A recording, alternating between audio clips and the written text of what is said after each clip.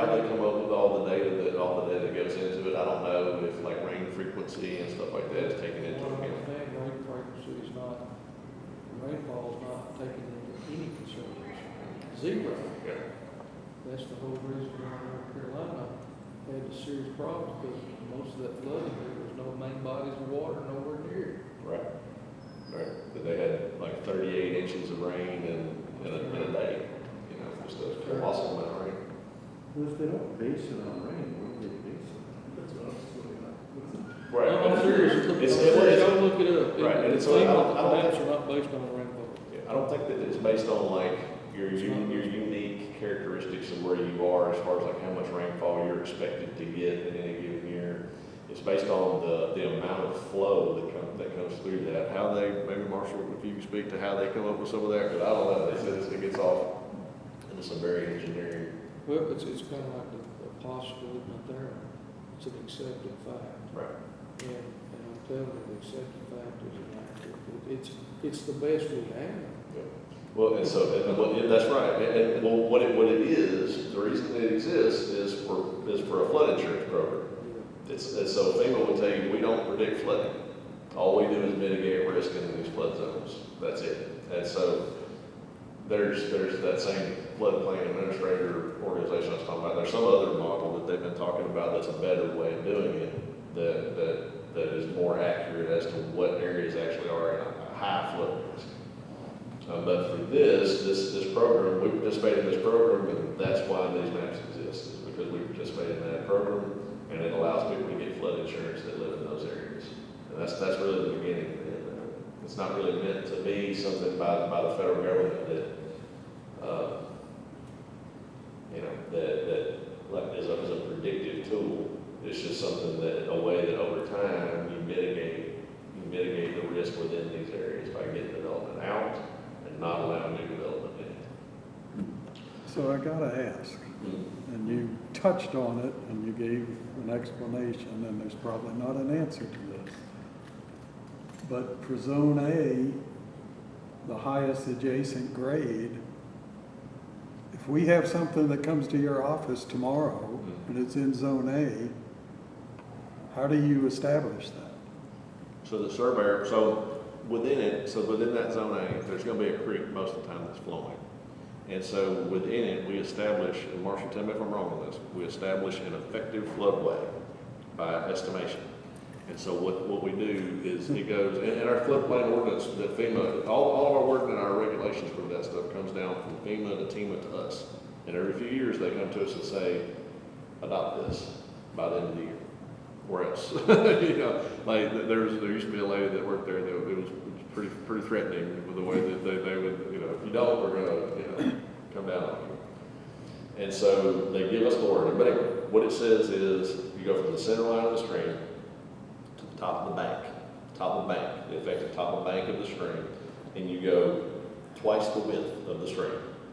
Right? Is that, or is it just the top? It's the top of the bank, twice over the stream. Twice the width of the stream.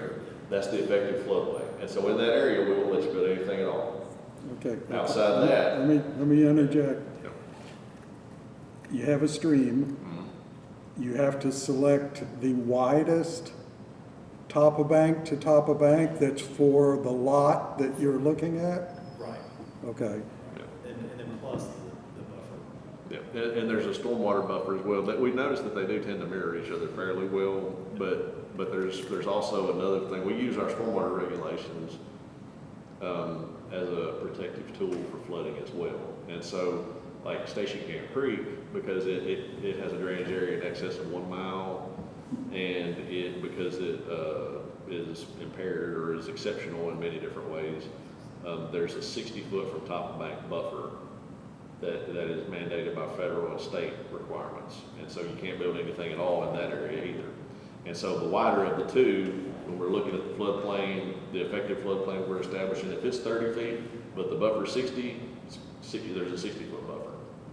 And so, but the point being, it's what you're driving at is exactly right. It's a whole lot of guesswork in Zone A. And then when you're outside of that whole highest adjacent grade thing and how that works with surveyors and how they determine that, I don't know, they have a way of doing it, they're putting their stamp on this stuff, and so there's a methodology that they use for this, but I don't know that it's top back really defined in the regs. Why is it that we only go to the edge of the map, survey map, to determine flooding? I'm gonna talk about that here in just a second, and all the things we're doing to fix Water that. knows. So the map stops here? Trust me, right. water pretty small. And wait, you'll see some more of them where there's nothing, it goes from red and floodways to nothing at all. But the highest adjacent grade, outside the parameters of the buffer zone, the floodway, they locate where they want to put their house. And so wherever that location is, if you imagine a rectangle piece of land, of those four corners, they pick the highest one, the highest elevation. And so that's the highest point, and then from that point, they come up 3 feet. What if 3 feet onto the next property, it's 10 feet higher? It's based on, like, it's based on where that house would be, Okay. regardless of where, you know, this would live, wherever else is, but that's the highest adjacent grade. Not ideal, Yeah. not ideal at all, right? All right, so I think I'm gonna beat that horse. So what have we been up to?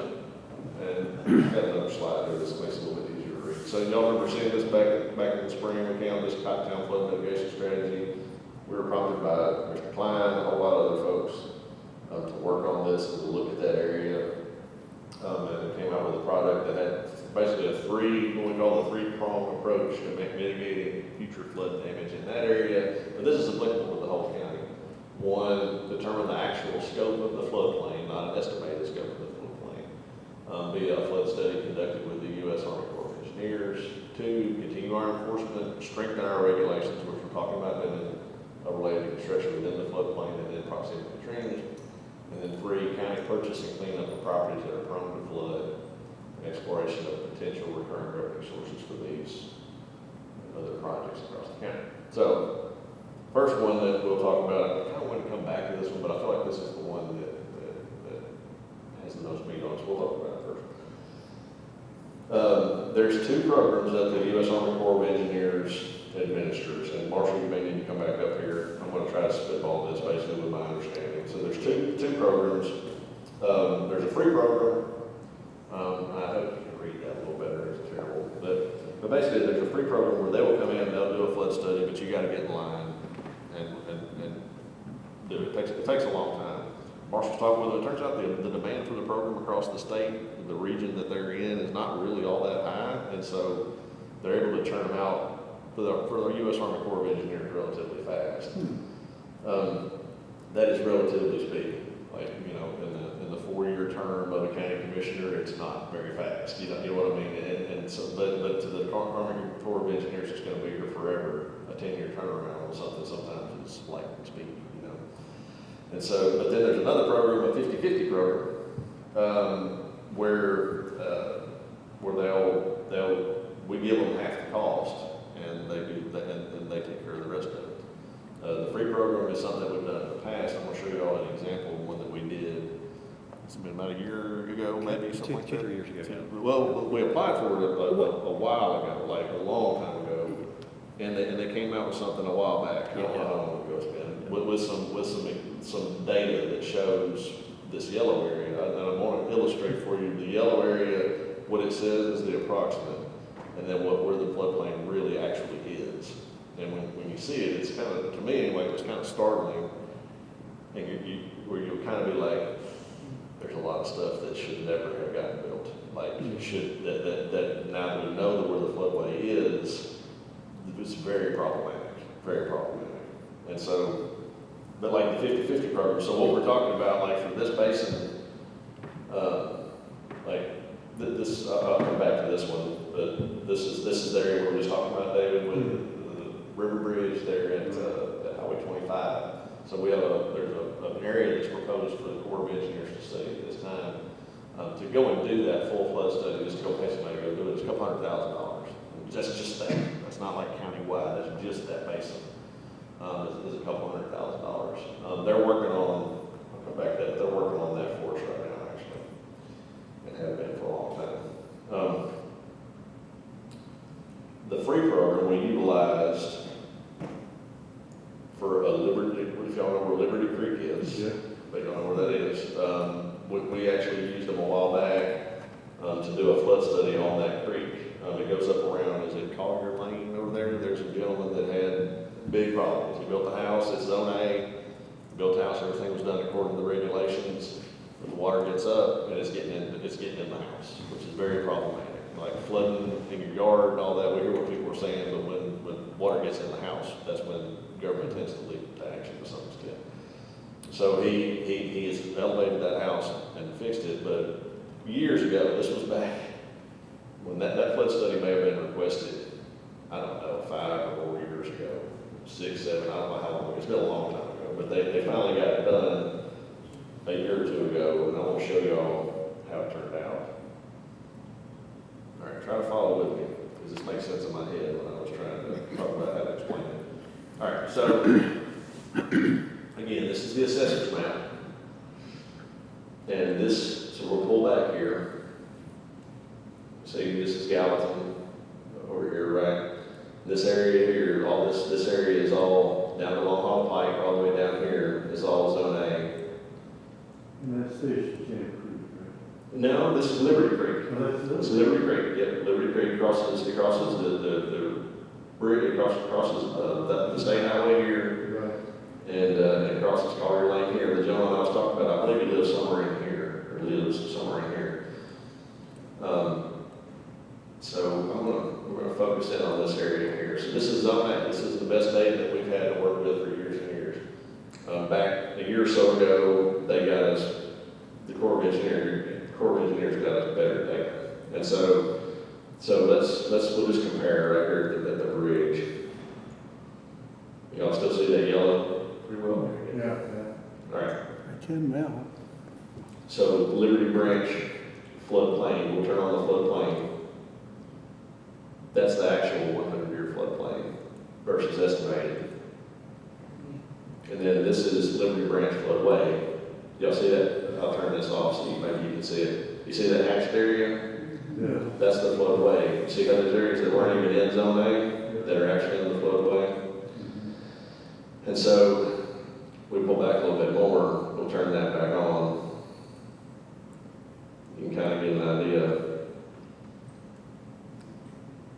where it's close, it's pretty close, but there's a lot of other areas. And then they also there's another tributary that feeds in to Liberty Branch that wasn't mapped at all in any way. Right here, they did a floodway analysis on it, and then the floodplain, and all this area is in the floodplain. And so if we turn on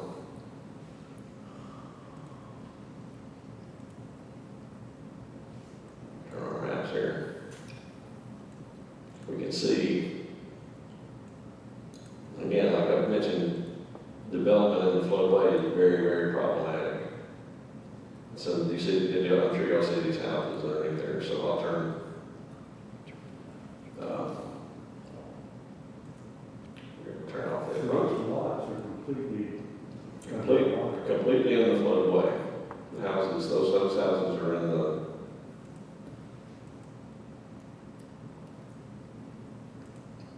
Yeah, so. Jeez. Oh, there it is, yeah. So I'm talking, you see how you toggle on that floodway layer? Yeah. You kind of get an idea there. And so, I'll turn on that zone layer. And so like here at the bridge, see, I always get suspicious whenever you see at the bridge, where you see data that shows there being more floodplain on the south side of the bridge than on the north side of the bridge, because typically your water's going to pile up around the bridge. And so this shows that that's pretty accurate. You see how it looks out here. Mm-hmm. Who's determining the elevation of the bridges? I've asked that before. Obviously some smart bridge engineers, because they always stay high and dry. Why are we taking into consideration? Why is the data showing the bridge elevations corresponding to the improving development, residential development? Well, I believe they did a flood study on the bridge, and they said an elevation height. I don't know exactly. That came up a while back where we talked about that with TDOT. I can't remember extensive, but they have an analysis on how high it needs to be, and that's just what they're gonna do. Of course, the road's gotta be built to approach to it, and all that's gotta be done that way. Yep. So this is the totality of the study that they did for us. They took all this, and this is still technically zone A with FEMA. We have this data we've talked to the Corps, because the Corps is not FEMA. So we'll need to at some point submit this information to FEMA for revisions of the flood maps here in this area. So just to kind of show you everything that actually ended up getting done. Yeah, this is an area now where we actually do have a very good idea of where everything is. And so FEMA will typically, what they do is that you'll notice that they do a lot more. We go back to Highway 25. They're going to do a lot more analysis on areas that are currently inhabited, right? Because it's more bang for the buck, really. But sometimes what you want to do is get out ahead of that, and get an analysis done before things get built. That way you don't accidentally do something that. Look at that flag lot complex just south of the yellow. A bunch of 50-foot strips. Yeah, those are big lots.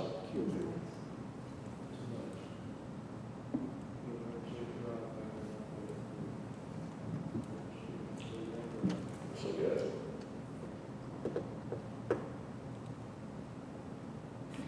That road over there, is there a Hogback Road pretty close to that over there? Hogback. Hogback Ridge. Hogback, is that what it's called? I think Hogback Ridge is more Westmoreland side of here, I think.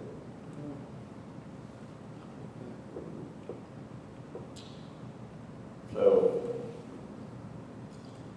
anyway, that's what has been influenced. That's what it looks like whenever you actually do the flood study. And they did that study for us for free, the Liberty Creek flood study. It took a long time. We've talked, the county commission allocated $100,000 to do this flood study in a 50-50 match with FEMA.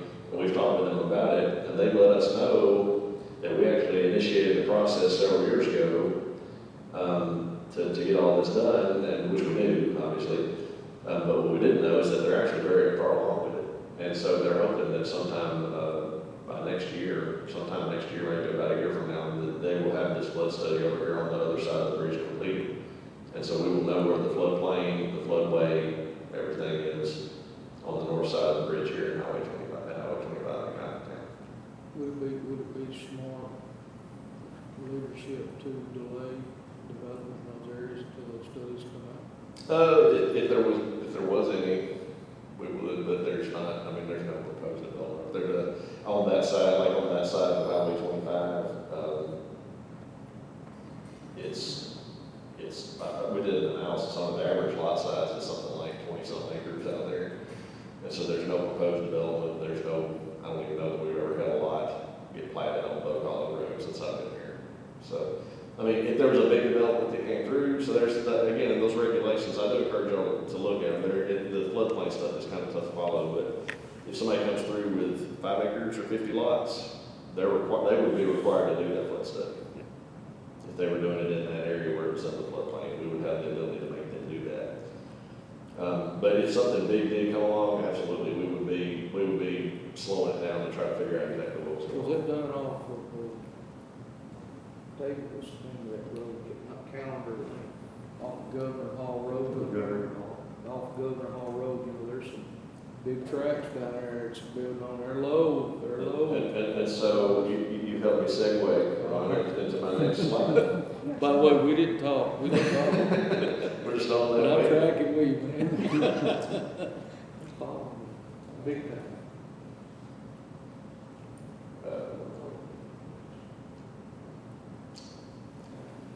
And so, again, $100,000 was allocated for this. The Corps of Engineers is telling us we may not actually need to spend that much with them right now. And so, if there is another area that we want to look at, we can pay them to look at it. And so, look at that map, see all the yellow that's up there? Yeah. So those are just areas that we know of that are zone A, but there's a lot of other creeks. I'll show you a few examples where there was a flood study done by the city of Galveston or whatever, and of course it ends, they're not gonna do a flood study all the way out to the county. It ends around their city limits, and then it just turns into nothing, there's no flood study at all. I'll show you some examples of those. Those yellow veins, those are ones that have not been studied. That's right, the red is one where there's been a flood study, very accurate data, south of the ridge. Again, FEMA and Corps of Engineers, whoever's doing it is gonna spend their money on these big flood studies. This is something, because I had that same point, like, why? And Marshall kind of helped me understand that they're gonna spend the money on this stuff, because it's very expensive where the people live. They're in the business of mitigating risk. And so from a cost benefit perspective from them, they want to do studies where a lot of people are first, before they go out and do stuff in other places. That makes sense. Yep. And so we've got some areas, so I'm going to show you all a few potential areas. One of them, David was talking about, what is this, Martin Lane in Cottontown? There's I'm trying to see exactly where it is. Right in, I think that creek, Marshall, tell me if I'm wrong, but that creek goes like right up through here? Yes. Is that what it does? Yep. And so where's the guy with this building? Right here. That's him right there. Right. Yeah, there's a guy, it's down, this is in the floodplain, there's absolutely no way that's not in the floodplain right in here. There was a car that got washed off into the creek during a big flood event back a few weeks ago. It's a good indication. Yeah. There may be a floodway there, yeah. It's a good indication. Your car's been. That road washout In that bend, right? was over here, I think. Yeah. Yeah, it was right there. It came from the south, and it washed out about half of that road, and then it made its way down Martin Lane and flooded a bunch of stuff there. There were barns that had 3-4 feet of water. And I think it actually floods south, or it flows south to north here, if I remember right. Isn't that right? Doesn't it? The water runs. That, yeah, Yes. that's what, yeah. So this is actually, for that part of the county, it's a pretty built up area.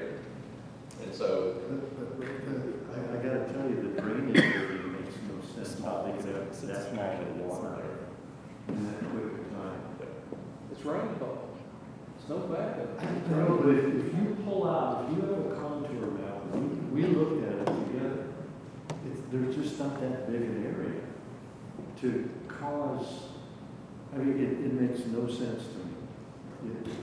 I think it's topography probably as much as anything where it's steep, the water moves fast, the water is there. And Jeremy and Chrissy was on, it's buildup, but there's nothing, if you look at the ridge lines on the contours, there's nothing that's been built there. I mean, I know White House is getting built up like crazy, but it's not in that influence. That's on the other side of the ridge. Right. White House, the water's all breaking in a different direction. Or this is just a natural drainage flow. And it's just what happens when you have old county roads that were all in that part of the county, you know, in the rural parts of the county, the old county roads follow the creek. Because that's where the flat spot was, because there's hills on both sides of you, so it's flat there. And so they followed it. Where you have roads, that's where you have people. And people built their houses along the road, and there's a creek there, and so the problem just kind of happens. Before that is the deer trail. Well, Right. Indian Trail, yes, yes, sir. And the couple that owns this house on that triangular piece of property, they've been there for 20 years. And they said this just started happening recently. And they gave us video of it there. And the pipe that was overwhelmed by the flow of water is a 48-inch ABS corrugated pipe that's fairly new. Doesn't make any sense. And so, something that you'll see that causes a lot of these kinds of problems too is there's a creek there that's gonna do what it's gonna do, and the folks put their driveways, they put something across it to get to their house to build site on the other side. There's a lot of, we do a much better job nowadays. This still happens where people go put them up without permits. But up until a few years ago, it was really willy-nilly, people just throw them up. And it might be, you know, that they would put triple barrel culverts, quadruple barrel culverts, you know, that are prone to clogging up. We encourage bridges and box culverts now, especially on stuff like that. And so I don't know if anybody's really done anything crazy undersized over there. Everything looked relatively good. There is some of the stuff I think they meant to overbuild it. There was the one with the big, did you see the one with the big, I know Joe and I went out there, but it's almost like I-beams that it's built on top of, and the I-beams, I mean, the thing's not going anywhere, but they hang down almost water level, and so it blocks it, you know. Yeah. So anyway, there's stuff like that. Nowadays, we require ARAPs through TDEC, so an aquatic resource operation permit, drainage calculations, and those kinds of things to put something across a creek like this. Here's another example of another place, US 31E at US 231. Okay. Y'all know where that is? This is Ranchford, in the Ranchford area. Yep, this is a big time creek right here. And again, you see how it's floodway and then it just ends right And here. that's Bledsoe, I think so. right? That's north of, Yeah, right. And we had a church that was looking to locate right here. And so this property is probably entirely, sort of the floodway is, it's probably entirely in the floodway.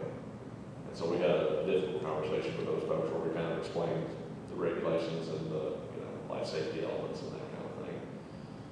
But this is an element, there's probably a good bit of folks kicking around things about things they want to do here in this area. So a flood study in this area would be a good idea too. Yeah, because that is a major arterial way. Right, and it follows the state highway too, so knowing where everything is. Over time, you'll have more folks wanting to bring things in. Well, that's where they got the used boat lot, so that's probably You can get out they there. had to close the road a long time. Then But you know, there's- the elevation, the contour lines, and everything, very steep in that area. Right. It's aggressive. Yeah. It makes, Because, This particular lot, if you know what this lot is, it's the one, there's like shrubs, I think they've had some kind of like maybe a Christmas Well, tree. that's where the trees are, yeah. All on the road. They're getting larger too, you notice that? Yeah. Trees in the floodway are fine. Let's see, then there's this one, y'all may be familiar with this as well. Do you remember Will Road came through a while back for a rezone in that area? So this is our It's old 109. old Highway 109 north kind of corridor here. The highway department is. Yeah. Is Right. that large area on this side of the railroad tracks there, is that where Andy was talking about to be a future development, or some? That is the Meadows development is what that was. Yeah, that's Reggie Muddins. Right? Yep. This area over here is mapped, but someday if the county ever wants to get really ambitious about flood mitigation and flood control and that kind of thing, this is an old neighborhood, probably a little bit underserved. I don't know how you would describe it exactly, but you know, it's not a real affluent neighborhood. They have a lot of flood issues toward the back of this development. That was built by the city, or approved by the city of Gallatin back in the 60s or 70s. It's all sewer, but the lots are really small. But there's a number of places where water gets into the house back here. And so there might be some opportunity, maybe someday, to figure out some way to do some kind of regional detention or something that can help these folks. But that's probably another topic. That's when you start talking about billions of dollars, not hundreds of thousands.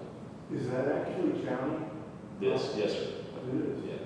It was in the old Gallatin planning region, so it got approved by the city and was all developed out by the city. And we took it over when we took the planning region over in 2021. But back to this area here, this zone A area, this would be a good area for a flood study as well. And again, where people live, there are people that live up and down this county property located in there. You know, there's a lot of things. It's an ideal industrial. Yes, sir. That's exactly right. That, cemetery right there between those two up there at the top, the cemetery, Yeah. that farm. Yes, sir. Yep, right here. Yeah. Where the dude cut the trees down about the waist high. And heard about him lately.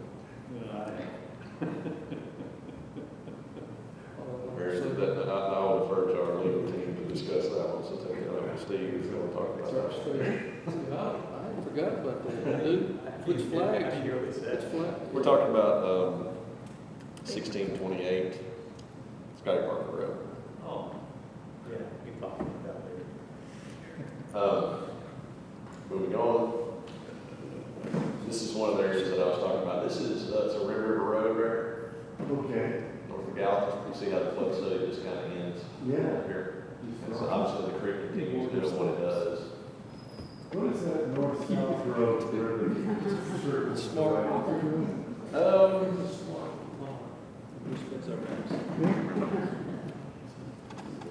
Gotta set bounds. Can't remember which road that is, to be honest with I you. can't read it. Douglas Lane. Douglas Lane. Okay.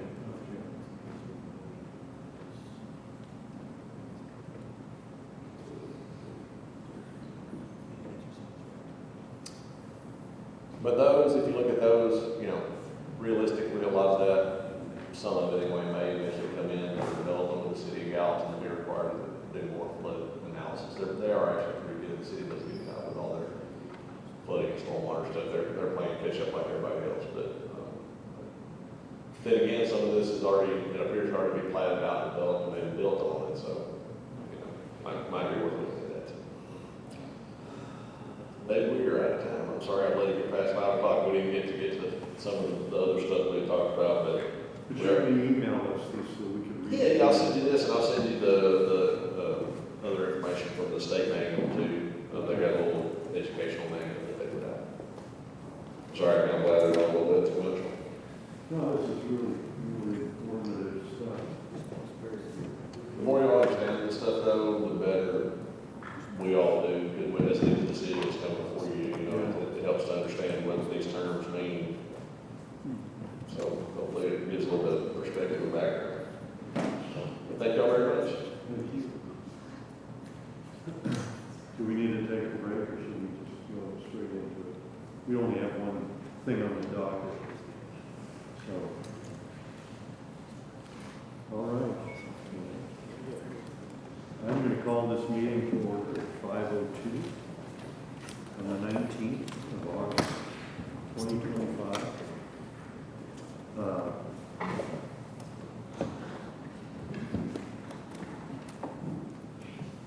Mr. Issa, could you give us the invocation, please? And then, Kathy, could you do the pledge?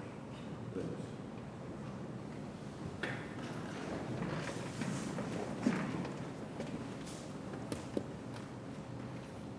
Dear God, we thank you for all of these wonderful opportunities that we have to serve on this planning commission, try to do our best on residents, try to keep folks out of harm's way with things like planning for flood mitigation.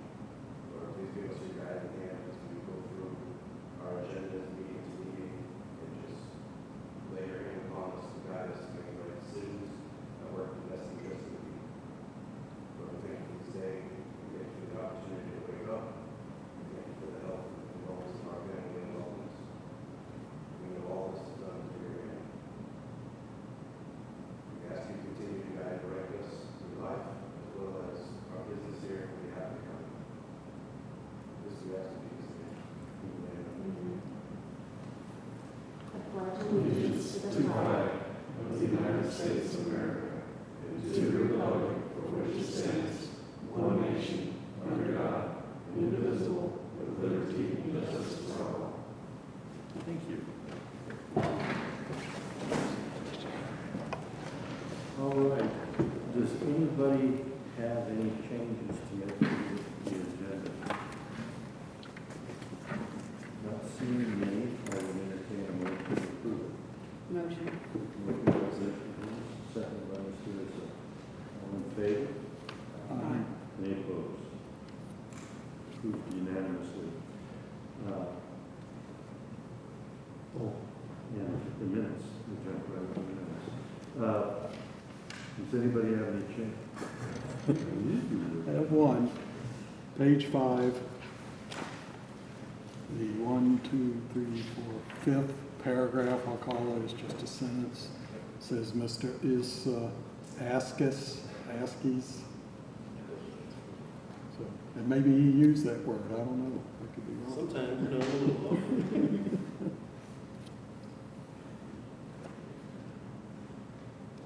We can change the S to a D. Any other? Okay, then I would entertain a motion to approve the minutes? Motion approved. Second. Okay. All in favor? Aye. Opposed? Motion passes unanimously. All right, we have, as is the way I like to do things, we'll leave public comments till after the display by Mr. Sutton. So the first is Crusher Station PUD Phase 2 Final Plat, Major. Go ahead, Mr. Sutton. Yes, sir. Thank you, Mr. Chairman. This is a Phase 2 final plat that depicts 48 residential building lots and 2 lots of common open space on a phase containing 25.4 acres. This project is located north of Jenkins Lane, zone planning and development.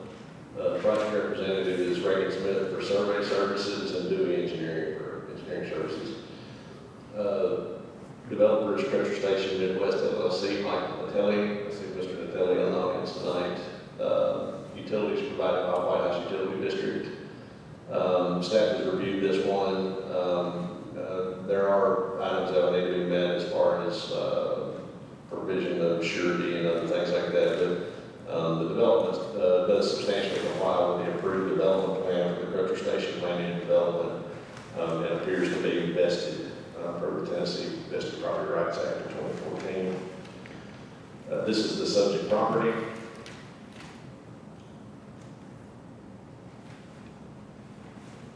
Background, I won't go through all this because I know it's just been a couple of months that we spent a good bit of time talking about this particular project. But it dates all the way back to 2007 in different phases and plats and other things that have come through over the years.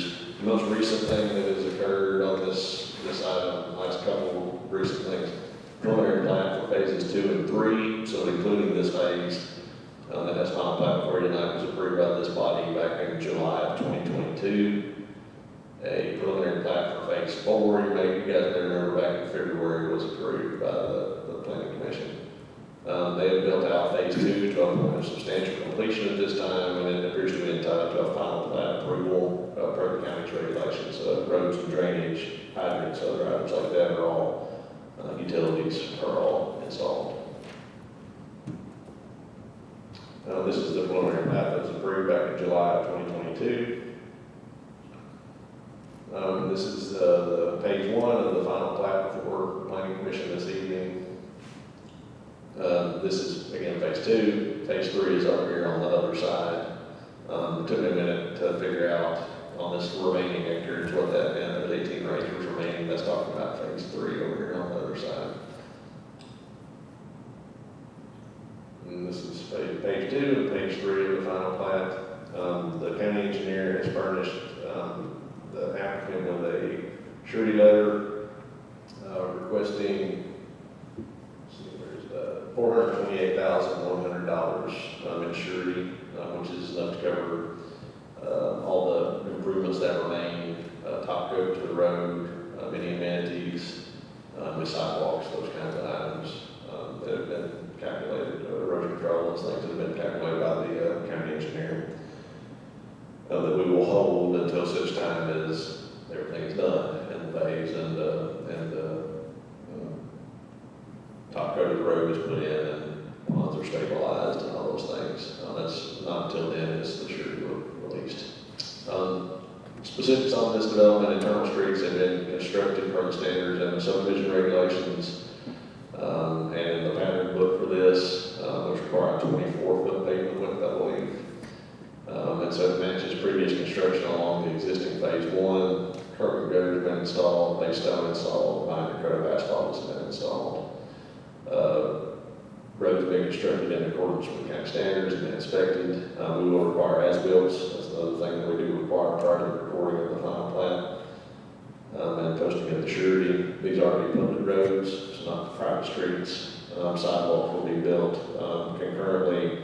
Concurrently with road construction. That's only through any open space. If there's open space on that side of the road that would need to be put in, we'd have surety on that. But actually, I think what I meant to say here is concurrently with home construction. So the sidewalks are typically put in as the home is built. I will say too, I mentioned this last time we had a final plat like this on the agenda. Our final plat standards are, I mentioned one time that we did some training through, I think it was through the Tennessee chapter of the American Planning Association, and they mentioned a surveyor do some training about some things, and he mentioned Sumner County specifically as being one of the most difficult places to get a final plat approved. This was several years ago. I always kind of held that to be a point of pride because we make sure everything is pretty much done. It's not perfect, it's still a job site, there's still lots of stuff that's going on, but the roads are in. There are a lot of places that let a final plat get approved, and they just post surety for everything. And so they can start selling lots before they even start cutting the streets in. We tend to err on the side of them getting everything ready to go. We confirm that everything looks pretty good, and then the plat is approved and recorded. Water and sewer again, White House Utilities, those lines have all been installed, hydrants have been installed. We've confirmed with the surveyor that they're where they are on the plat, and that all the lots are within the required spacing of a hydrant. Fire protection is to be provided by the relevant volunteer fire department.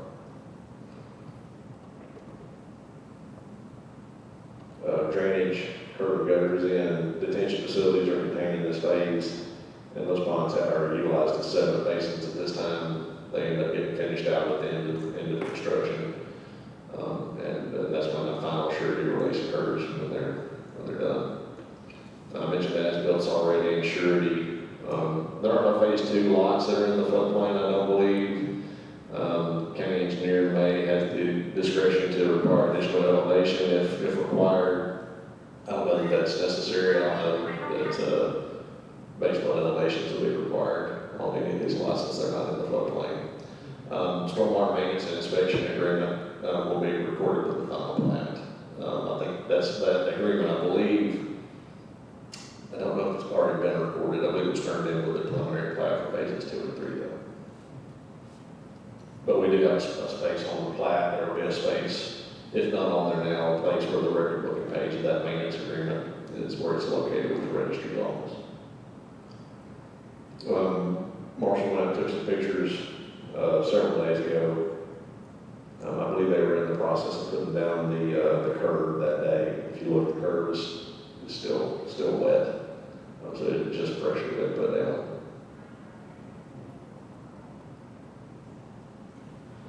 So that first shot was an island? Yeah, so that's the entryway coming off of Jenkins Lane. There, yeah, there'll be some entryway going detention, some signage of it that'll be installed there. But at least you'll sign a permit on that. They'll have to, I think they may have already submitted, I'm thinking about it, I think they've already submitted a potential design. It's going to look very similar to the one that's down the road. This is the new road that's been cut in. There's already an entrance for phase 1 that's there, and this sign will pretty much match what that other sign is going to look like. It's not exactly the same, but it's close. It meets the design intent. What's the road with there? 20, yeah, like, let's do a good picture. That's a cul-de-sac right here. Yeah, it's a 24-foot pavement cut, I believe. So there's 12 street park. They have a little something in one of these. I think it may be for some open space or mail kiosk or something is what this may be for here.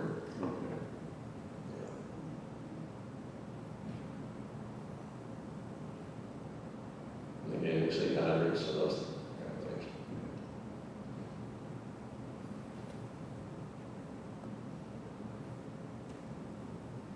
Mr. Belcher sent a few pictures that he wanted to discuss this evening as well. Except I got those stuck in the presentation today. They weren't in what went out in the packet.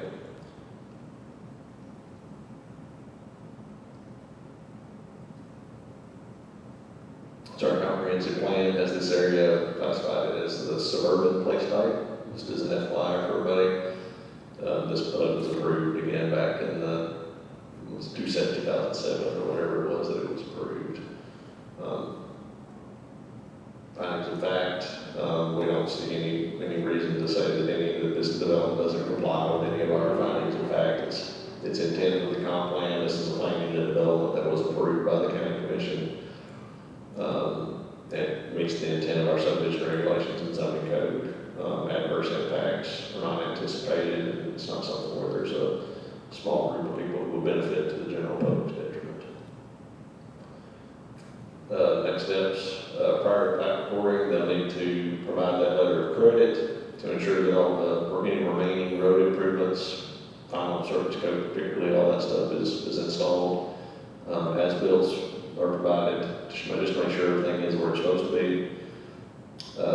Any remaining punch list items, typically before this plat gets signed, before I sign it, we'll go out there one more time. I'll get with the county engineer and the stormwater manager if there's anything that needs doing on site. We'll make sure that they go out there and fix it before the plat's recorded. Once all the comments are addressed, the plat can be signed by the planning commission secretary. That's me, and the final plat can be recorded. Lots sold and building permits and all that stuff will kick off, and they'll start building houses out there.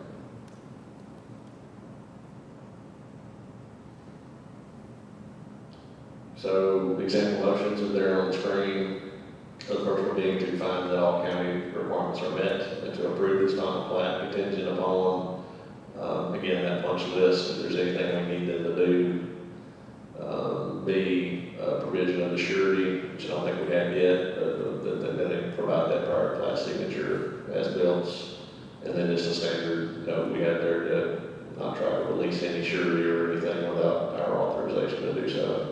As I said, Mr. Natelli's in the audience tonight. I'll say that his group has been, I spoke with staff about it today, Joe and Marshall, they've been great to work with on this development. When the neighbors have had concerns, there was some blasting and those kinds of things that had to go on to get utilities and road in and that kind of stuff. And that's always a tough situation, but they've been good to work with throughout the process and been very responsive to us whenever we've had concerns that we brought to their attention. If there's been anything we needed to ask them to do, they have responded to that and done a good job. So.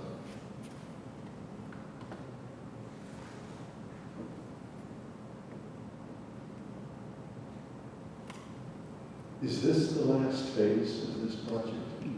No, there's, I think in total, there's going to be 6 phases. It's the 6-phase development. So this is, phase 1 got built a long time ago. Phase 2 is now being platted. Phase 3 is under construction. Phase 4 is the one that crosses the creek, if you'll remember, and will connect the creekside up to the north. Right. They'll be doing the amenity center and all that as part of that. And then phase 5 and 6 will close it out.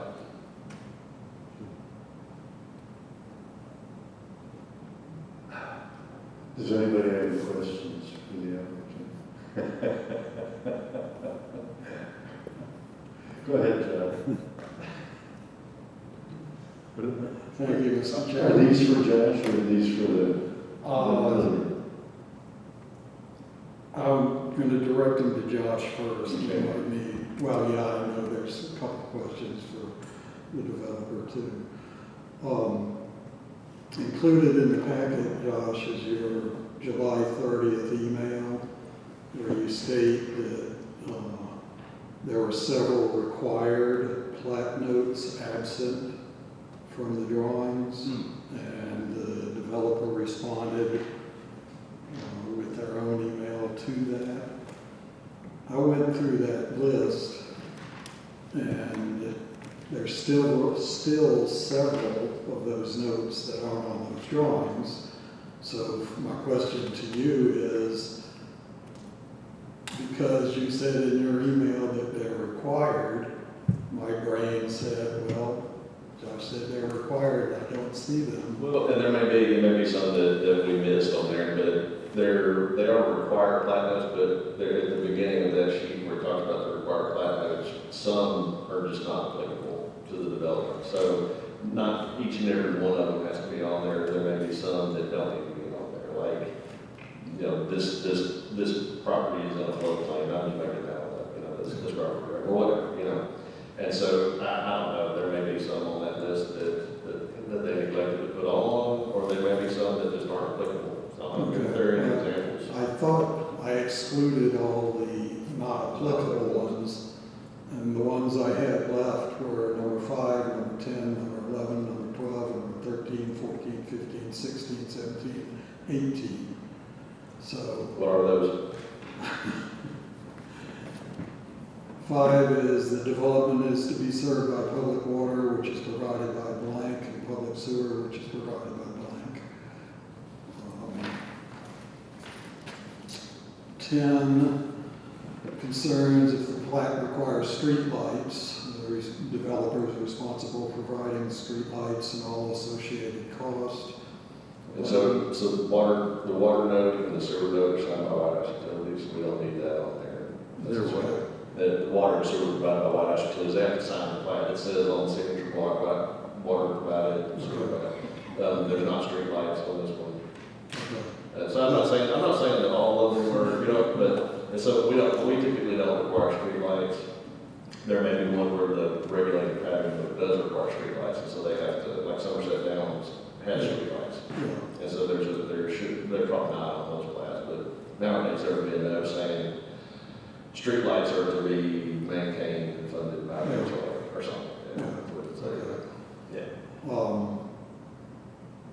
Driveways should be placed to avoid conflict with drainage structures unless approved by the county engineer. That would definitely add it on there. Yeah, okay. Public utility easements were shown hereon are intended to indicate an easement for construction, operation, and maintenance of public utilities included, but not limited to blah, blah, blah, blah, blah, blah. Well, what I'd say is if you notice things ahead of time, you can let me know, and I'll bet you that I'll have them give you a revised plan after this meeting. Okay. But if I don't know it until it's time for the meeting, then Yeah, well, I normally don't review this until the weekend before our meeting. that's plenty of time. That's plenty of time. If you get it to me on Monday, I'll get it to the surveyor. They'll typically turn it around pretty quick. Okay. Yeah. Well, yeah, I don't know whether you want me to continue on. One of them that I thought was important, and it ties in with what our work study was number 14, buffer zone shall be shown a minimum of 30 feet from the top of stream bank. An area within the buffer zone shall be shown as public utility and drainage easement. So that one I didn't find, and maybe it's on there and I But missed it. they have the buffer on there. I believe so, but they didn't show that it was 30 feet off Says of the 60. bank. This one's 60 feet. Yeah. Well, it wasn't noted. It's on there. There's a creek buffer. No, Yeah, no, the yeah, buffer is it's on there. noted, but the distance isn't. I don't know how important that is, other than the statement says listed, so, and once again, I mean, yell at me if I'm being way too picky on this. No, not yelling, but Your just- email said required, so. Right. And so, but my point is that at the meeting, it's too late. And so if you have these comments, feel free to let me know, email the comments ahead of time, we can usually get it turned around pretty quick with the surveyor or Okay. something. Yeah. Okay. All right, well, I won't continue through the list. But just to say that there are some notes on there that I think need to be on there and they're not. If you could back up to the pictures that I sent you. I'm curious about a couple of things, and I guess I need to talk with the developer about this, but this is the backside of what I believe is lot 47, and if you advance one more, I think, there's the development is terraced at this position, where we've got gravel that has been tamped or rollered down, and then there's like a 5 or 6 foot drop in another area, which I assume these are all going to be slab on grade homes, but another area that has tamped gravel, and I'm just curious as to why it's arranged that way, and also note that the drawings supplied with this final plat do not have any contour lines on it, so I wouldn't have caught this if I hadn't gone out and seen the property. So I'm curious if there's somebody can answer the question as Final plats to. don't have contour lines on them. Okay, Yeah, final plats are intended to show lot line demarcation, easement location, right-of-way location. And so your construction drawings will have your contour lines and everything, but contour lines are never shown on a plat. okay. Yes. Well, Can But some, if there's a question, specific question about that constructability, then we could have Mr. Gonzalez. I'm happy to go. So, if I could start with two prior items that you had mentioned. In terms of streetlights, we actually are, we're installing them, and the HOA will take up just as a, by the way, even though they're not required, because we like to have streetlights in our communities for people to see. Could you turn your microphone on, sir? Push that red button. Yeah, Shut it down. turn mine off. There you go. Would you like me to repeat? No, I think there, Oh, okay. you said put streetlights in there. Yeah, yes, we're gonna put streetlights in, and the HOA is gonna maintain those and so forth. And then the concerns about any information that's not presently on the plats, if anything's missing before it's recorded, our engineer will contact Josh and his team and make sure whatever needs to be on them that isn't on them is on them before they're recorded. So I hope you take comfort in that. Yeah. So in terms of the photos that you provided and some of the questions, this site is blessed with a lot of rock, as you might know, which is very Yeah, expensive Tennessee. and fast to move. The good news is that builders and others can work through the winter when you have rocky condition and it doesn't track up the roads and create mud and then generate silt that moves off-site. That's the good thing, but it's an expensive good thing. And final grading is left to the builder, the final topsoil and so forth. So you're seeing a bit of an interim state right now, not the final state of what the finished product will be once homes are constructed. And there's still stabilization to do, straw, matting, this, that, and the other, before we're complete with the site, and that's ongoing.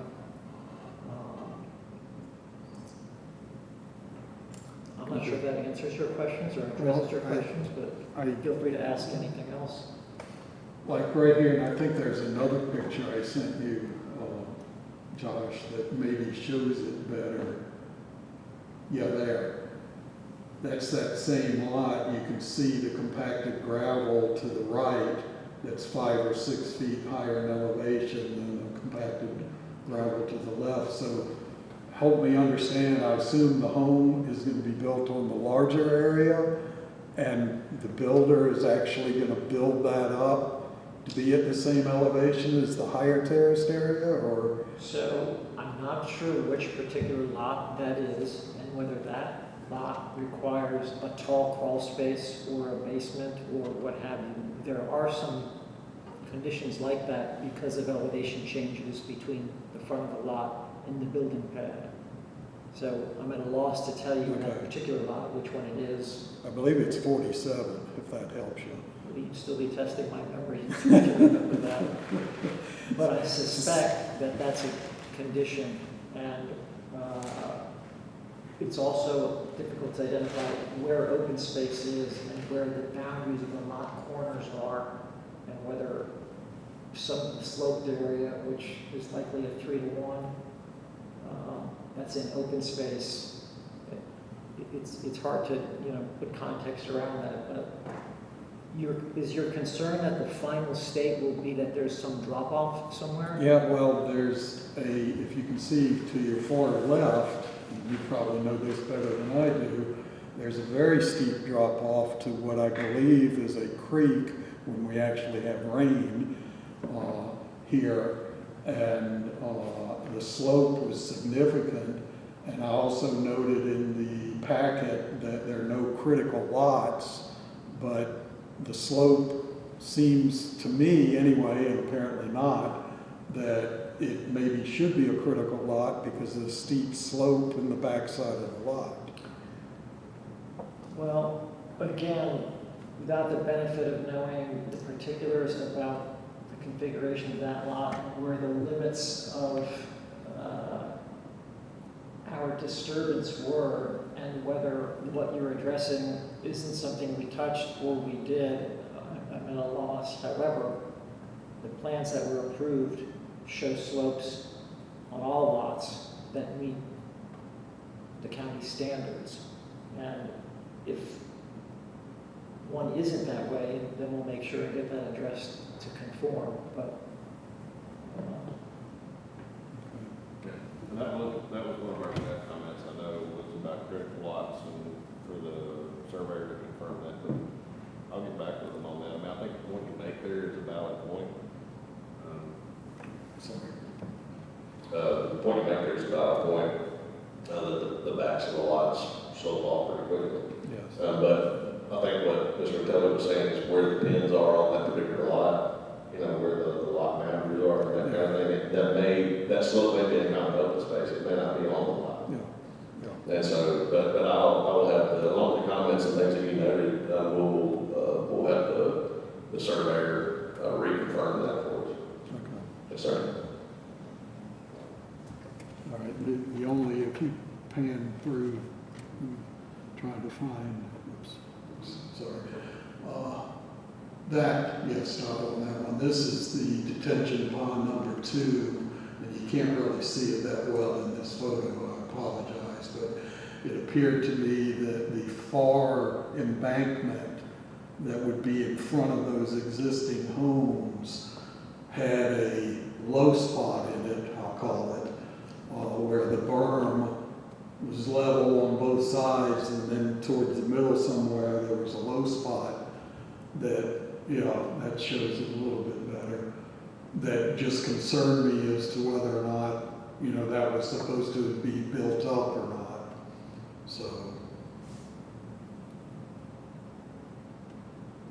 you can see the culvert to the right, and if you pan to the left, you can see what I believe that's the berm for the pond. It dips down. Just under the hand, So- like about 20 feet. Oh, I didn't see that. Yeah, if you go towards the center a little more, yeah, exactly, right at near the corner of that house. Yeah, go up, Josh, and then to the right. Right about Yeah. yeah. And maybe everything's fine, maybe that's the high point of the berm, and the rest of it's, higher than it's needs to be. So, I'm not sure what field shots have been collected as part of the as-built which are underway. But regardless, I can ask the surveyor to include field shots in the area you're referencing. But I was laughing because it's very deceiving. Even when you're out there and trying to think of, judge how the differential in elevation between 2 points. And it's oftentimes people are surprised to find that where they're standing is 4 feet lower than over there, and they think it's level.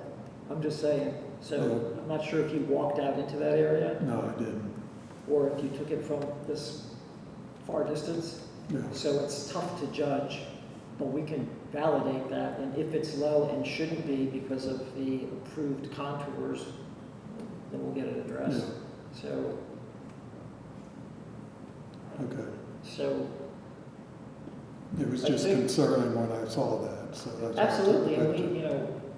we want it to be right, and we're not about cutting corners. And I'm hoping that Josh and so forth, and the team understand that and the way we've conducted ourselves. And I hope that you, in looking at this, that you go, wow, that's about one of the cleanest projects I've ever seen without free of trash. And that's because we ride our contractors and make them understand how important just that part is, along with everything else.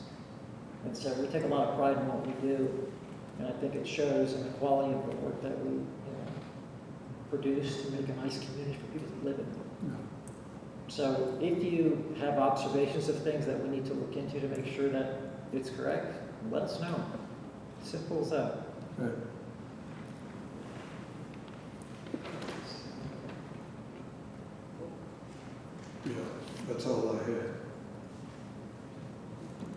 me to sit down and be quiet.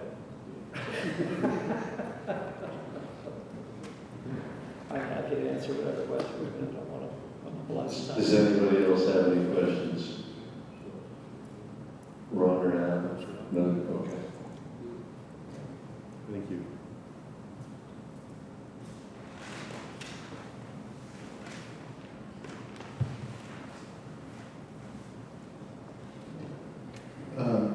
Josh, this is a question I have for you. It's a general question, nothing to do with this project, but it could have something to do with this project.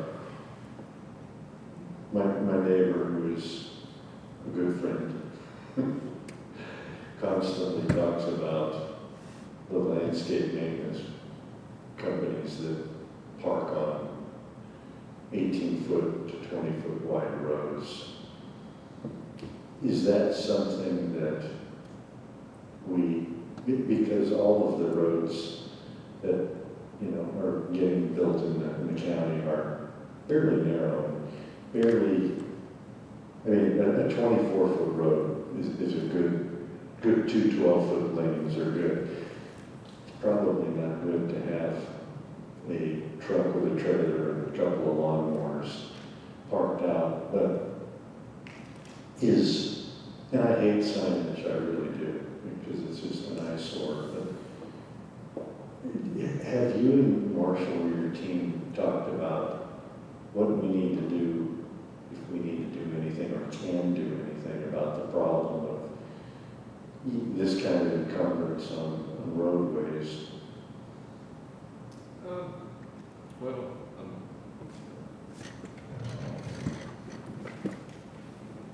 And it just hit me because, this is a beautiful project. It's got great curb and gutter and sidewalk and the whole thing. But I can see where, most of the people in this tract are probably not going to be mowing their own lawns. It looks like there'll be lots of landscape maintenance people parked along the curb because the driveways are not big enough to accommodate them. Yeah, well, it's a public road, and so that's it, anybody can use it. But parking equipment, that kind of stuff in the road can be problematic, but,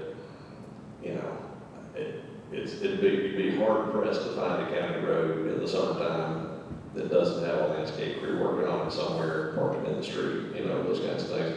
And so, on a situation like this, I think, unless there's something that the sheriff can do, because ultimately any kind of like parking and moving violation like that, I don't know that there's anything civilly that we can do from a planning and engineering perspective. I think it would be like a parking and moving violation like that on a public road would probably fall under the sheriff, because he would have to do enforcement on something like that. And so if there's something where you can't get through or something, and the sheriff gets called, maybe has somebody move, there might be a possibility that they write a ticket or something for blocking the road. In a development like this, for the most part, we would rely on the HOA is going to be the one that does a lot of the enforcement on parking in the street. And so they're going to have, a lot of these HOAs have pretty strict requirements about parking, who can park in the road, if you're parking doing on-street parking, in front of the house and those kinds of things. And landscape crews and those kinds of things they would handle a lot of the enforcement in that regard. But otherwise, I think it's going to have to be, it's almost got to be something that the sheriff would deal with. It'd be kind of like the planning commission having a regulation about speeding. And so, because people are driving too fast down this road, so we want them to slow down. There's a planning element to that, because you might plan for speed bumps or narrow roads or trees that slow people down. There's definitely a planning element, but the enforcement of it is a sheriff's department kind of thing. Yeah, well, and my question that was just coming up, you kind of answered, but does the homeowners association have jurisdiction over a public road? Because these are public roads, correct? Not in terms of like maintaining them and those kinds of things. But if you're putting your trash can out in the street and leaving it out there, Mm-hmm. they just make it darker and make you put it back. Okay, so how about parking on They can. I've seen, I'm trying to remember, that came up as an issue several years ago, where there was either a development that was proposed or one that had been approved or something where on-street parking there are HOAs that have regulations about parking, you know, on the parking block on the street, like parking your vehicles in front of the house and those kinds of things. But, you know, I think the sheriff, you know, and I can't speak for the sheriff, the law enforcement in general, I mean, they're gonna, if they come through and you're blocking the road where nobody can get through, that's something they're probably gonna do something about. But, you know, if you're a landscape guy trying to do your job and, you know, where you're gonna go, you know, you can't, on these kinds of lots, it's gonna be difficult to pull up into the driveway, and then, you know, of course, then they're gonna get mad at you for parking in the driveway, and, you know, those kinds of things. And so, you know, I think there's certain situations where you just, that people just have to be practical. Right. And patient and those kinds. Yeah. Unlike some people. You know, some people just don't have any patience for that. I throw it out as a question if, you know, maybe this body needs to consider things like that in future tracks. I mean, do we need pullouts for landscape maintenance people to park with the truck and trailer? You know, like there was that one picture of what maybe was a mailbox pullout. I don't know. It's just something to think about, because I know that people are becoming more intolerant seeing media, and they just don't have a lot of patience for that kind of stuff, and they feel like their rights are being tread on. So anyway, it was just kind of. Well, and like I said, if you can't get through, if there's somebody blocking the road and you literally can't get through, then there's definitely a role for law enforcement in that. Yeah. You know, but I just don't know that it's, you know, on an existing county road especially. Now, you know, when a development's coming through or something, if there's something that we want to plan for, then that's another discussion. Like I said, you can make people slow down or try to get people to slow down with street design. Yeah. But the planning commission can't issue speeding tickets. Right. Once people are speeding. Right. So, you know, it's one of those things. Do you do a little forward thinking and try to accommodate that, or do you just let catch as catch can? It was just a thought and a question, because it seems like it's becoming a bigger issue than I would have thought, you know, in the past. So, okay. Well, if there are no other questions, then we have this. I want to make a motion. Will you turn your mic on, please? Huh? I don't, there was nobody on the list. No, sure. No, just. Oh, you was the one? You have public comment? I'm Brian Schlager with Reagan Smith, and just wanted to say that, you know, any notes that we missed on there, we'd be happy to get with the Telly's team or work with you all and get those added. I think we applied what we thought was applicable, and we could have reached out to you guys with questions on those ones we didn't include. So, but we'll get those taken care of. So. And we'll definitely, if you can let me know which ones you have concerns about, we will definitely get with them, and we will, you know, it's, like I said, it's a while until the plat actually gets signed and recorded, and so there's ample opportunity. So if you can let me know which ones, there may be some that I'm gonna look at and say, they've addressed that in the scope of the plat, so I don't need it, but there sounds like there's several that you caught that we may need on there, so if you can let me know, I'll be glad to put them on. So. Thank you. Okay, you're up, Mr. Strong. Yes, I'd like to make a motion that we approve plan as stated in example 1 above, including A, B, C, and D, to include E, which was just mentioned, any applicable written entry requirements on the plats. I think that's important. Okay. We have a motion. Do we have a second? Second by Mr. Issa. Kathy, go ahead and do the roll call vote, please. Mr. Belcher? Yes. Mr. Issa? Yes. Commissioner Holmes? Yes. Mr. Strong? Yes. Okay, we have a unanimous vote. Congratulations, gentlemen.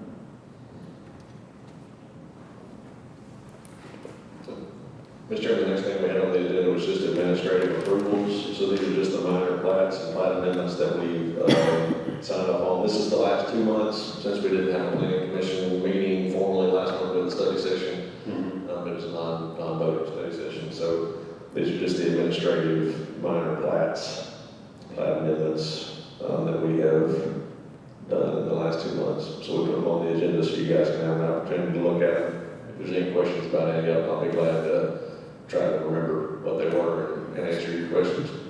Mr. Chairman, I do have a question. The administrative approval, Bravo, the Isaiah. Yes, sir. 17 house, which I am familiar with, and taking an interest in. The addition of putting that, instead of creating a permanent easement for the septic lines and all that, it was made the recommendation be included to go ahead and deep down that particular area. Right, so that what they wanted to do at first was, and it wasn't that they couldn't do it, but their initial proposal showed that, and that septic area is, I will grant that that is walking, but their initial proposal was to have an easement to do that, which can be problematic. There's a reason the planning commission has regulations on that, and some of them know that's not ideal. You can do it, but you have to get a variance from the planning commission. And so what they did instead was they reapproached the church, and the church went ahead and was okay with them taking that much land. I kind of tried to get them to shape it up a little bit better, but that was as much as the church was willing to do. And so, We won't need to get into that discussion of how that ended up as the final product, but my question is the combination of that 100,000 square foot minimum, 2.33 acres? Because we do have a requirement for that. yeah, altogether it's 2.33 with the septic area included. Yes, sir. That's exactly. Thank you so much. I appreciate that clarification. And I'll clarify by saying per the surveyor. That's what the survey plat shows. Yes, sir. And that was one as well. And that, that's an entity, if y'all know who that is, that's an entity that I don't think they want a lot of like publicity necessarily for what they do, but that is, that organization, they take children that have been, they're going into foster care and who are being placed into homes. And they basically, there was a big issue with the state a number of years ago where they were keeping these kids at state offices, and they were having to sleep in offices and the cubicles and those kinds of things, the kids were. And so what they've done is they've gone to Rutherford County and here, they've done it in East Tennessee, and there's some in West Tennessee. They're all over the state now. This organization, they get property and they build what looks and is a single family home, but inside of it, the state employees stay with the children while they're, for usually just a couple of days while they're waiting to get placed. And it gives the kids a place when they've been taken out of that environment where they've been to get a shower, to get a meal, play with toys, and do those kinds of things. And so, yeah, we were glad to work with them on it. They got a little bit weird with the septic system and those kinds of things. They got a little frustrated with us on our rules, but we tried to meet the intent of our regulations and find a way to get them through the process. And I appreciate the explanation. I wasn't going to go into that, but to caveat that comment, Mr. Chairman, this is the first home of this location in Sumner County, and it's located in Bethpage, Tennessee, for the record. Thank you. Does anybody know if they're planning more of these in Sumner County? Have you heard anything, Josh? I haven't heard any plans for any more, but typically they'll work closely with builders and those kinds of folks, and you'll have a lot of folks that volunteer their time and expertise to help them get where they're going with it. Yeah. And before we move on, like the 1 month that we had the flag lot issue, this is fascinating to me. Are there any other ones of these administrative approvals that you could say really stand out to you that we can learn from? They're all unique and different in their own way, for sure. Sometimes it's amazing what the surveyors can come up with, but most of these are, like, here's one here that, you know, people are entitled sometimes to, you know, to do certain things on a lot. And we are required to make sure that our requirements are met on that lot. And so this is one here that it's a flag lot. The flag stem, it meets the requirements. When we did look at it though, it was not floodplain or anything like that, but we noticed that there was a significant ditch going through the middle of it, so we had to look at that. That ended up, you know, needing to be a buffer, a creek buffer that we were talking about there. And so it split up the septic area. It's kind of an unusual lot, because that's gonna be really hard to build on. We said, hey, we're gonna have to see an individual site plan on this one. This is a critical lot. We wanna make sure you can actually fit this within the setbacks and within the creek buffer and all that stuff. And so there may have to be an engineer or a surveyor who's gonna have to put an extra amount of effort on this whenever it goes to construction. And the result of that sometimes can be that they can't make it work without getting a variance from the Board of Zoning Appeals or something like that. And so this is one where, this is kind of like an accumulation of the ways that our regulations have, the way that they work in practice to help prevent problems. That's what we're trying to do in the business of preventing problems. It's a lot easier to prevent them than it is to solve. Is that a septic system? Yeah, they mapped it on either side there. There's septic soils area there, yeah. And there's no problem doing a septic system that close to a buffer stream? TDEC is okay with it. What can get wonky is when you call it a drainage easement. That's when it can eat up more septic area and that kind of thing. We call these a creek buffer, and no, it's generally not something. They can actually run septic lines under the creek. They can do those kind of strange things. I don't know how they do it, but I guess they bore it. They must bore it. Huh. You said that was under? I don't know what So, they're. yeah, I think so, some of them. Let's see, Two so- for two. Yeah, see, so at this stage, what TDEC does is they look at the soil. They're saying, is there an area here where it'll actually work? And then they come in and get, when it's time to pull building permits, they'll apply for an actual septic permit. And that's when it's the nitty gritty of how you're gonna run the lines, and that's when TDEC will say, well, this is only gonna accommodate a one bedroom system. And then that's when folks will go, well, never mind, you know, I don't wanna build a 3-bedroom house. And so, but that's the important thing to remember is when you're talking about planning lots and doing this kind of stuff, it's not something, is this a good lot? No, maybe not, you know, but do we have the right to say that they can't do it? No, if they can meet the requirements. And we put safeguards in that did not exist 10 years ago, like critical lot requirements and these other things. These stream buffers would not have been enforced. We put things in place to try to make sure that we catch problems on the front end. Yeah. Yeah. Yes. I learned something new every time. Let's see. This is one that y'all saw a while back. Same similar issue. This came to you guys for a variance and y'all turned it down. Right. There was going to be septic lines run across the lot line, and they ended up changing the plan, and they ended up mapping a new septic area over here, and they relocated the septic system for this house over here and made it work. And so they were able to plant the lot. So there was a solution at hand that they were able to do. It was not ideal for them, but having a septic system across the flag lot that way is not ideal either. No. Yeah. Well, thank you. Yes, sir. Thank you very Yes, sir. much. I don't have much for a director's report, other than we're continuing to work on quite a few things, policy-wise and that kind of stuff. The flood stuff is something that we're zeroing in on pretty hard, steep slopes and those kinds of things as well. Mr. Chairman, I have a question. For Josh, where do we stand, because we're now into the director's update, where do we stand on the shipping container issue? We need to move forward and get that on the books, or at least present it for a full vote, ASAP. Yeah. Can you, there you go. So the resolution is typed up and ready to go.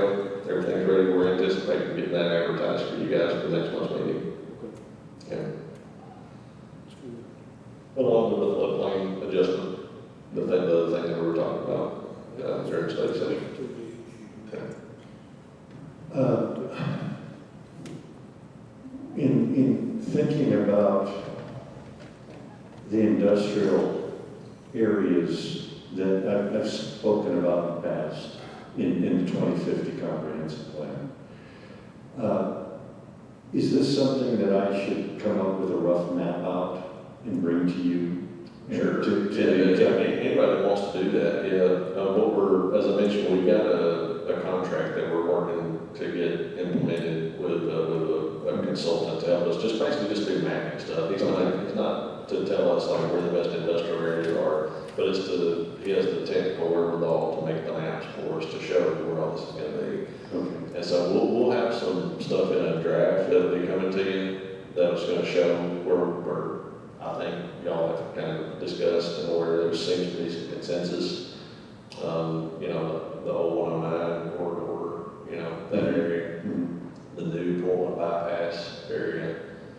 Potentially there's area up there with that new semi-controlled access road that's going to go in there. That's really where that's going to be compatible with that. Yeah. And maybe a few other areas. Yeah, yeah. And with the new water line coming through the $42 million project now, I guess. Yeah, because the state kicked in $12 million for Portland. That the water will be available for the industrial.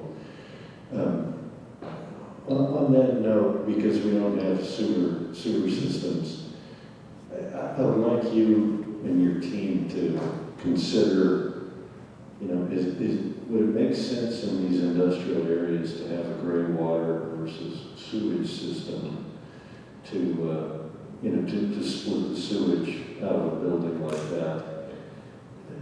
I've been reading a little bit about some of the problems, especially south of here, south of Nashville, where the land, exactly like that specialist, I can't remember his name, came and spoke. Yes, yeah, right, yeah.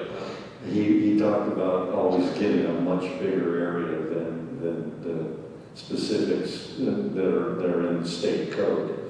And so I was thinking that maybe a gray water system alongside with the raw sewage system would maybe be a little more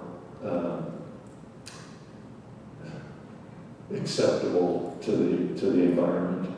So anyway, think about There's that, you know, in some areas, and I think that's where you'd have to have discussions with the cities on if they're interested in kind of local agreements and those kinds of things to allow sewer service to be extended. You know, sanitary sewer is always the preferred option, you know, where you run a sewer line, but sometimes it's not practical. But there are areas, for instance, way out in Oak Grove, that would, along 52, that would probably be a great location for industrial, but there's nothing even remotely close when it comes to a sewer system. Portland sewer and Westmoreland's, I think, is capped out again. So, you know, probably we're going to have to look at step systems or something akin to that. And I was just thinking that maybe gray water versus raw sewage is a good way to go. Just a thought, something you guys, when you're, you know, discussing things that may come up. Yeah. Yes, sir. Mr. Chairman. Sir. Mr. Chairman, to carry on those comments about the industrial identification, potential areas that I personally think it would be good to, as part of the 2025 plan, because it's time together, that we do have, once these areas are initially identified as potential areas, that we definitely need to have area resident feedback. It's critical, in my opinion. Also, I think that I would like to recommend that we head toward that direction of each respective commissioner that area is located in to head up that charge. That's their responsibility, to touch base and keep up with constituents of their area. So as we move forward as a regional planning commission, I see how we can weave our commissioners who are actively representing those residents in those areas, because I believe it's important that we receive that feedback from the residents on how the county in its 2025 plan should look at identifying industrial development, because I'm definitely with you on that. I see where you're coming, it ties into keeping jobs in Sumner County, and I support that too. Thank you. Great suggestion, Ron. It's a really good suggestion. Okay, anything else for the good of the cause? Then I will accept a motion for adjournment. Okay, all in favor? Aye. Opposed? Thank you, everybody.